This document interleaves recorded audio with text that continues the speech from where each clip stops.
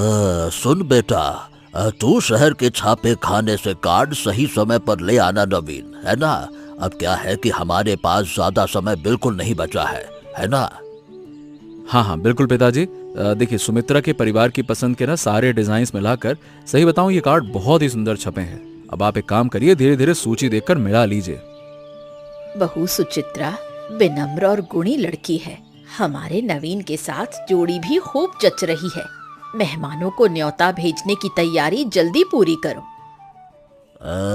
हाँ, वैसे बात तो तू ठीक कह रही है, लेकिन गृहस्थी की जमा पूंजी जो भी थी वो इस खरीदारी में ही लगभग पूरी तरह से खत्म हो गई है। पिताजी आप बिल्कुल परेशान मत होइए, बहू भात का बाकी का काम हम दोस्त मिलकर धीरे धीरे संभाल लेंगे। क्या दिक्कत है?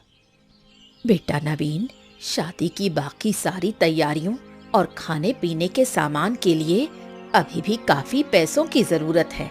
उसका इंतजाम कैसे होगा? हाँ, सही कह रही है। हाथ में बिल्कुल नगद पैसे नहीं है। ये बाकी के बड़े खर्चे कैसे पूरे होंगे? सही बताऊं, यही सोच सोच कर तो मेरा सिर घूमा जा रहा है। पिताजी आप बिल्कुल चिंता मत कीजिए, हमारे इस गांव में इतने जान पहचान के लोग हैं, कोई ना कोई रास्ता जरूर निकल ही आएगा। ज्यादा दुविधा में ना पड़कर जल्दी चलो। सुचित्रा के घर खबर भिजवानी है और महादेव बाबू से भी एक बार मिलना पड़ेगा।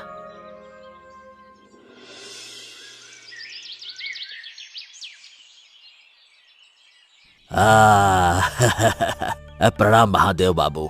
बेटे की शादी तो ठीक ठाक से निपट गई, लेकिन 2 दिन बाद बहू भात के बाकी के खर्चे के पैसों का इंतजाम करने में बड़ी मुसीबत में पड़ गया हूँ।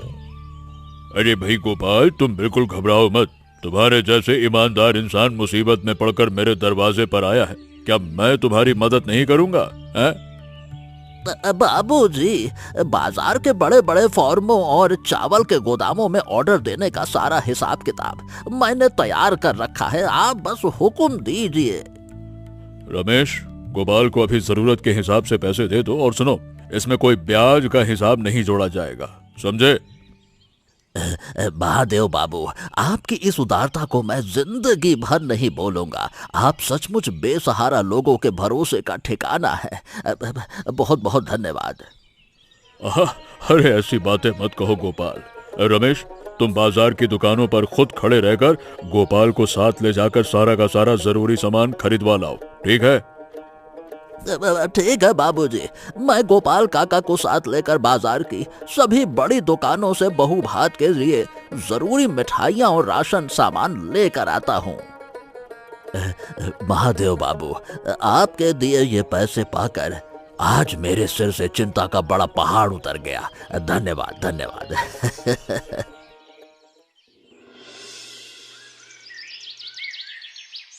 अरे गोपाल काका, बाजार की तरफ से ढेर सारे थैले हाथ में लेकर लौट रहे हो। बहू भात के लिए सारा जरूरी सामान खरीदा जा चुका है क्या? हैं?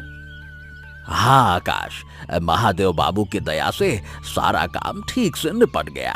अब बस 2 दिन बाद बहू भात के शुभ दिन का इंतजाम देखना है। अरे भाई आकाश, मैं तुझे सुबह से खोज रहा था। बाजार के पंडाल बांधने वालों से बात करनी है। तू एक काम कर, कल सुबह सुबह हमारे घर आ जाना, ठीक है? हाँ, तू बिल्कुल चिंता मत कर नवीन। तेरे घर के आंगन में बांस गाड़ कर रंगीन कपड़ा टांगने का पूरा काम मैं खुद खड़े रहकर करवाऊंगा। अच्छा, महादेव बाबू ने रमेश को हमारे साथ भेजा था, इसी वजह से आज राशन, दाल और मसाले खरीदना इतना आसान हो गया। गोपाल काका, महादेव बाबू बहुत भले इंसान हैं। गांव के हर जरूरतमंद की मुसीबत में वो हमेशा मदद का हाथ बढ़ाते हैं। ए आकाश, कल सुबह आंगन में पंडाल बनाने वाले लोग आ जाएं तो तू और मैं मिलकर खाना पकाने की जगह साफ रखेंगे, ठीक है? हाँ, तुम दोनों दोस्त मिलकर बाकी की तैयारियां संभालो। मैं घर जाकर नवीन की माँ को बाजार के सारे खर्चे का हिसाब दे देता हूँ।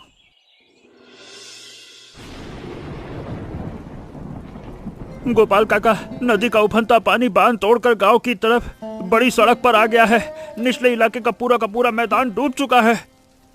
हे भगवान, ये कैसी अशुभ खबर सुनाई तूने आकाश। घर के सामने जमा पानी अगर ऐसे ही बढ़ता रहा तो हमारे आंगन के पंडाल का काम कैसे होगा? अरे क्या तू सच कह रहा है आकाश? महज 2 दिन बाद मेरे बेटे का बहू भात है। ऐसी भारी बारिश और बाढ़ आ गई तो हम जाएंगे कहाँ? गोपाल काका, गांव के आसपास के निचले रास्ते अब नदी की तरह बह रहे हैं। जल्दी से घर के सारे कीमती अनाज के बोरे ऊंचे बरामदे पर चढ़ा लो तो सही रहेगा, नहीं तो। तेज हवा से छप्पर की टिन कांप रही है और बारिश थमने का नाम नहीं ले रही। हमारी सारी तैयारियां पानी में मिल जाएंगी क्या? नदी का गंदा पानी तो आंगन के किनारे तक टकरा रहा है। इतना पानी भर गया तो बहू भात के मेहमानों का खाना पकाने की जगह ही नहीं बचेगी। गोपाल काका, आप लोग बिल्कुल मत डरिए। पानी चाहे जितना बढ़ जाए, हम तैयारियां नहीं रोकेंगे। कोई ना कोई रास्ता जरूर निकल ही आएगा, ढूंढ निकालेंगे हम लोग। अरे आकाश, तू नवीन को नदी के किनारे से घर बुला ला।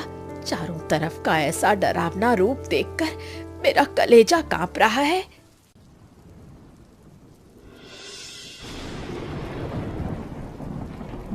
गोपाल काका, नदी के तेज बहाव में पूरा गांव एक साथ डूब गया। महादेव बाबू के फार्म के सामने के निचले पंडाल की जगह भी पूरी तरह से जलमग्न हो गई है। अरे अब क्या बताऊं रमेश, मेरे आंगन से लेकर पंडाल बांधने की सारी जगह पानी में तैर रही है। अब मेहमानों को लाकर कहाँ बैठाऊंगा? मैं अपने सर पे बैठाऊं, समझ नहीं आता। रमेश भैया, दूर दराज के रिश्तेदार और दुल्हन सुचित्रा के घर वाले परसों सुबह ही आ जाएंगे। इतने पानी में कहाँ खड़े होंगे, कहाँ बैठेंगे, कहाँ क्या करेंगे, समझ ही नहीं आ रहा मुझे तो। हाँ नवीन, महादेव बाबू ने बाजार के सारे अनाज के बोरे अपनी ऊंची हवेली में रखवा दिए हैं, लेकिन पंडाल लगाने के लिए एक टुकड़ा सूखी जमीन कहीं नहीं बची है। हे ईश्वर, मेरी जिंदगी भर का सपना था कि बेटे का बहू भात धूमधाम से करूं। आखिर ऐसी विपदा में सब पानी में बह गया। पिताजी, नदी पार से आने वाले वाहनों की आवाजाही तक बंद हो गई है। चारों तरफ की ऐसी हालत में कार्यक्रम करना नामुमकिन सा लग रहा है। अरे अब आप घबराइए मत गोपाल काका। गांव में पानी भले ही बढ़ा हो, पर महादेव बाबू के पक्के मकान के बड़े बरामदे में तो पानी नहीं घुसा है ना। उधर चलिए। हाँ चलो रमेश, अब इस मुसीबत में और क्या ही उपाय हो सकता है। महादेव बाबू से बात करके ही कोई रास्ता मिलता है या नहीं, चलो देखते हैं।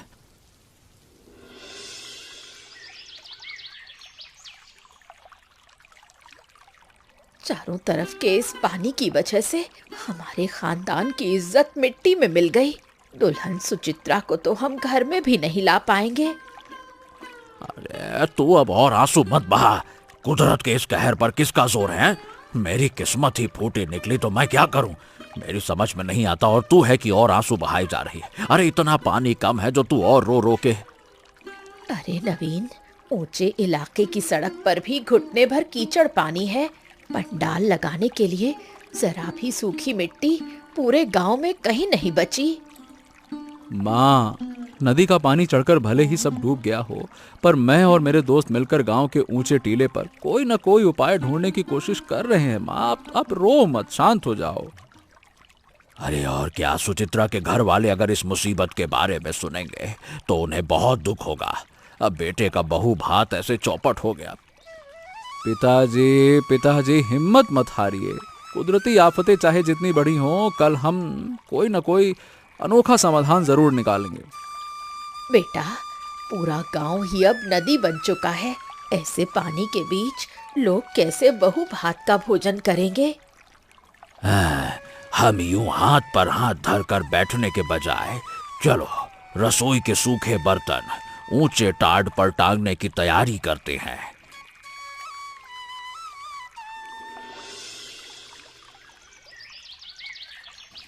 अरे गोपाल, अगर तुम ऐसे टूट जाओगे तो कैसे चलेगा भाई, बताओ। अब भाई मुसीबत के वक्त हिम्मत नहीं रखोगे तो गांव वालों के सामने साख कैसे बचेगी, हैं?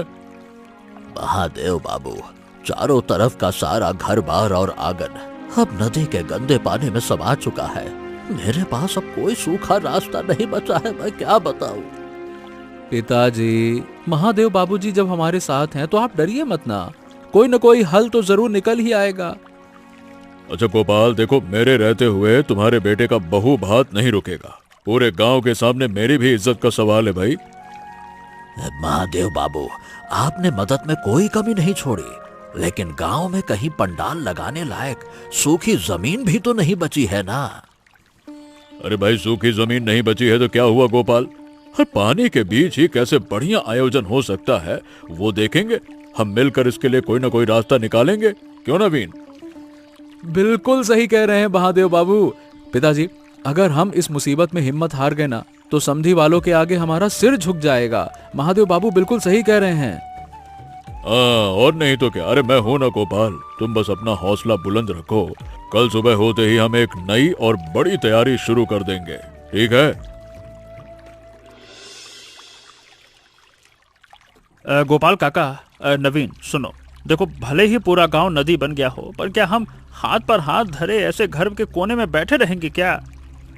अरे आकाश, तू अब क्या हमारा मजाक उड़ा रहा है क्या? मजाक मत उड़ा भाई। अरे बहते पानी के ऊपर पंडाल लगाने की तरकीब इंसान के दिमाग में आती है क्या कभी? फालतू की बात करता है। गोपाल काका, मैं बिल्कुल सच कह रहा हूँ। पूरे गांव में केले के ढेर सारे तने और मोटे बांस बिखरे पड़े हैं, उनसे तैरता हुआ बेड़ा बनाया जा सकता है ना। आकाश, केले के तनों का बेड़ा बनाकर उसके ऊपर बांस का मजबूत मचान बांध दिया जाए तो वो तो आसानी से पानी में तैरता रहेगा।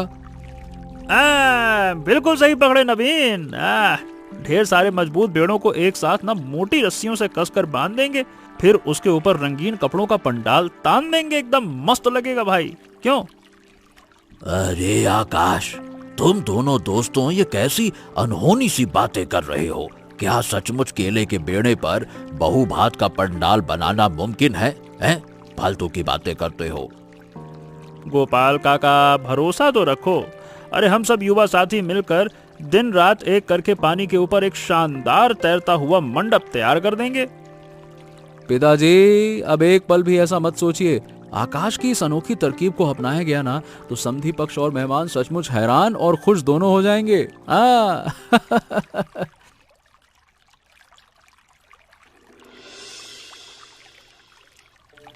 महादेव बाबू, देखिए, गांव भर से काटे गए केले के तने और मोटे बांस रस्सियों से लपेटकर हम एक विशाल तैरता हुआ मंच तैयार करेंगे।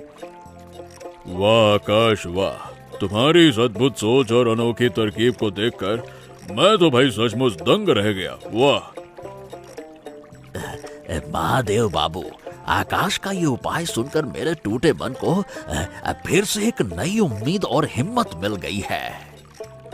गोपाल, इस तैरते बेड़े का बहुभात तो हमारे गांव के इतिहास में एक यादगार मिसाल बन जाएगा। मैं इस योजना को पूरी मंजूरी देता हूँ। हाँ महादेव बाबू, हम लड़कों को केले के पेड़ और मोटे बांस काटने के लिए बस आपके बगीचे की मंजूरी चाहिए। मेरे बगीचे और फार्म के जितने चाहे बांस और केले के पेड़ बेझिझक काट लो आकाश। मैं रमेश को भी तुम्हारी मदद में भेजता हूँ, ठीक है? आपकी इस दरिया दिली और आकाश की बुद्धि से आज मेरे बेटे के बहुभात की लाज बच गई। अरे हाँ, ठीक है, चलो अब तुम लोग एक पल भी बिना गवाए बाजार से मोटी रस्सियां और जरूरी सामान लेकर काम में जुट जाओ। चलो, अब देरी मत करो।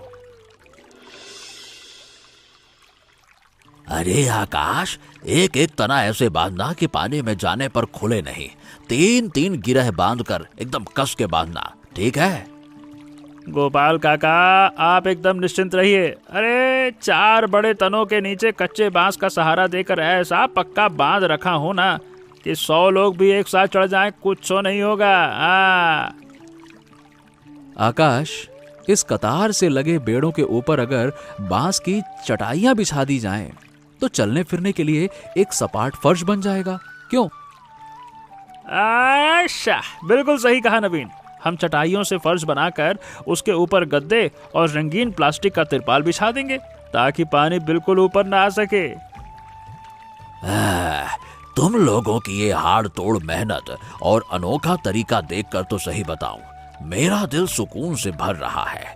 तुम लोग तो सचमुच चमत्कार कर रहे हो भाई, क्या बात है। पिताजी, गांव के सारे युवा साथी आज पूरी रात जागकर इस तैरते मंच के ऊपर रंगीन कपड़ों की कनात और पंडाल का पूरा काम कर देंगे। गोपाल काका, सुचित्रा भाभी और उनके घर वाले जब कल पानी का तैरता हुआ ये मंडप देखेंगे ना, खुशी से हैरान रह जाएंगे। तुम लोगों के इस निस्वार्थ प्यार और मेहनत का कर्ज मैं जीते जी नहीं चुका पाऊंगा। ईश्वर तुम्हारा भला करे।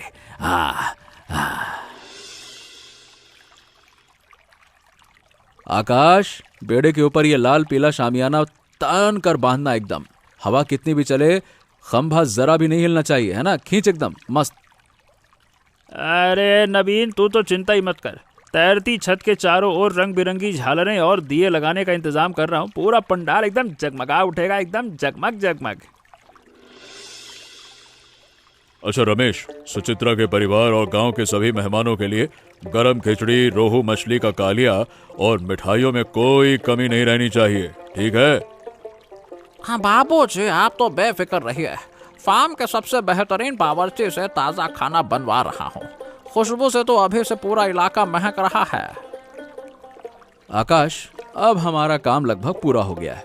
एक बार अच्छे से देख ले कि तैरते फर्श में कोई दरार या कमजोर जगह तो नहीं रह गई है। एकदम सब बढ़िया बना है नवीन। इस तैरते बेड़े पर आकर लोग भूल ही जाएंगे कि वो जमीन पर नहीं बल्कि नदी की छत पर बने मंडप में खाना खा रहे हैं।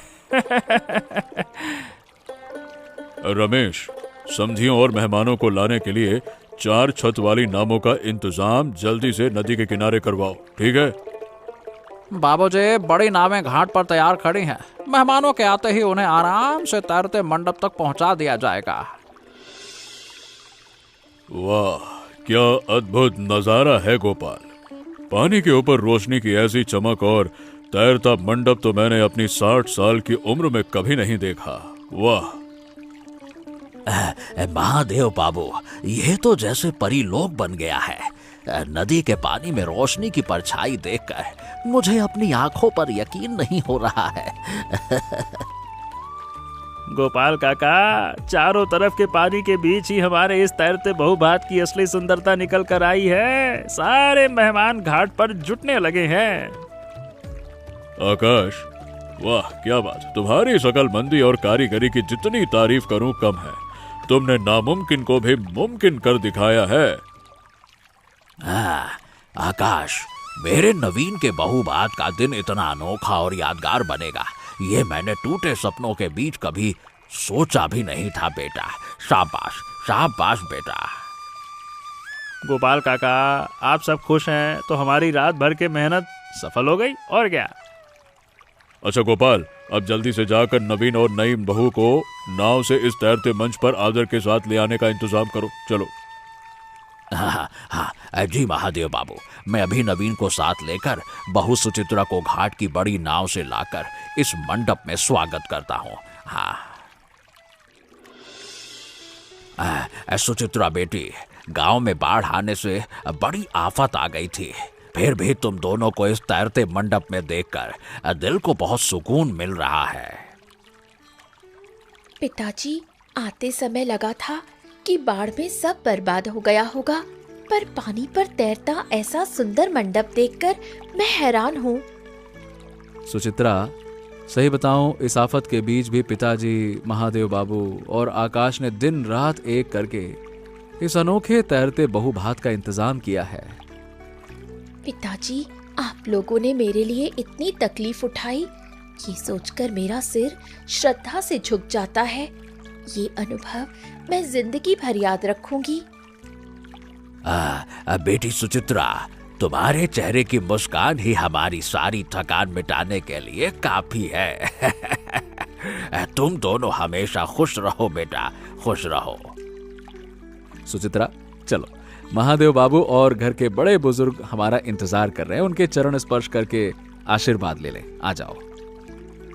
पिताजी ने जितने प्यार से ये इंतजाम किया है, उनके प्रति मेरा आदर और बढ़ गया है।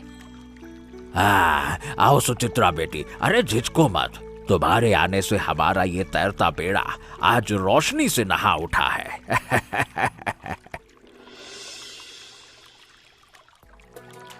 रमेश, किसी मेहमान की थाली में कमी नहीं होनी चाहिए। गरम खिचड़ी और मछली का कालिया अच्छे से परोसो, ठीक है? जी बाबू, आप बेफिक्र रहिए। बाढ़ के बीच भी इस तैरते बेड़े पर ऐसा गर्मा गर्म खाना खाकर सब मेहमान बहुत खुश हैं। महादेव बाबू, गांव के बुजुर्ग कह रहे हैं कि पानी पर तैरते हुए ऐसा स्वादिष्ट भोजन उन्होंने जिंदगी में पहली बार खाया है।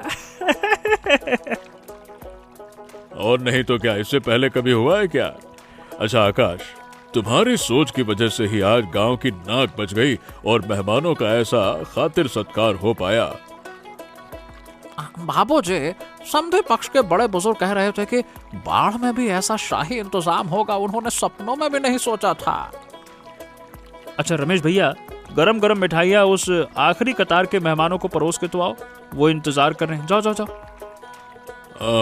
ये बड़ी खुशी की बात है कि कुदरत की मार को हराकर हमने ऐसा अनोखा और खुशनुमा पल रच दिया।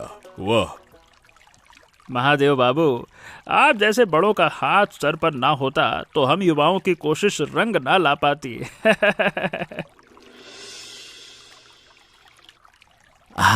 महादेव बाबू, जब बाढ़ में मेरा सब कुछ बह रहा था ना, तब आप सहारा ना बनते तो न जाने हमारा क्या होता। गोपाल, चलो अब मुझे शर्मिंदा मत करो। मुसीबत तो भाई बिना बताए आती है, पर इंसानी प्यार और एकता ही हमारी असली ताकत है। महादेव बाबू, आप और आकाश अगर ये बेड़ा ना बनाते तो मैं सुचित्रा को इज्जत के साथ घर ना ला पाता। नवीन, सुचित्रा बहुत गुणी लड़की है और ये तैरता हो बहुभात गांव के इतिहास में हमेशा याद रखा जाएगा। महादेव बाबू, आपकी इस दया, रमेश की मेहनत और आकाश की अक्ल का कर्ज मैं कभी नहीं चुका पाऊंगा। गोपाल, कर्ज की बात मत करो। एक दूसरे के काम आना और खुशियां बांटना ही असली धर्म है। महादेव बाबू, आपकी ये सीख हम जिंदगी भर याद रखेंगे। ईश्वर आपका भला करे महादेव बाबू। आपकी बदौलत आज मेरा परिवार मुस्कुरा पा रहा है।